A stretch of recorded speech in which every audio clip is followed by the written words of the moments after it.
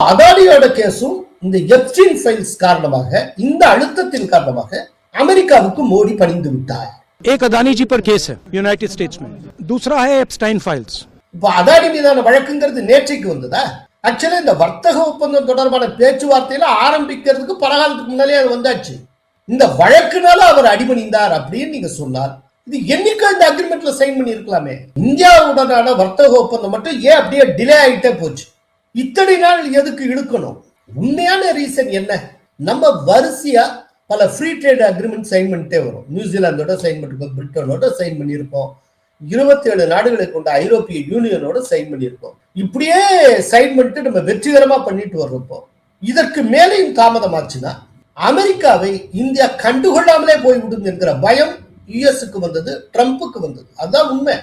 ஏன்னா இப்ப இந்த வர்த்தக ஒப்பந்தங்கள் மூலமா இந்திய பொருட்களின் ஏற்றுமதிக்கு புதிய புதிய டெஸ்டினேஷன்ஸ் இப்ப கிடைக்க ஆரம்பிச்சிருச்சு.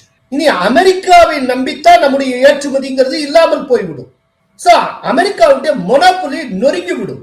அமெரிக்கா இல்லாமலேயே இந்திய ஏற்றுமதியாளர்கள் சர்வை பண்ணிவிட முடியும் என்கிற சூழ்நிலை எட்டப்பட்டு விடும். இப்ப யூரோப்பியன் யூனியனோட போட்ட ட்ரேட் அக்ரிமெண்ட்ல இந்திய இறக்குமதிக்கு பல பொருட்களுக்கு 0% வரி அப்படியெல்லாம் பண்ணியிருக்கோம். இதனால ஏற்பட்ட அழுத்தத்துல ட்ரம்ப் இறங்கி வந்து எப்படியாவது சீக்கிரமா முடிக்கணும்னு சொல்லி இந்த அக்ரிமெண்ட்டை முடித்திருக்கிறார். உண்மையில பிரஷர்ல இருந்தது மோடி அல்ல, ட்ரம்ப்.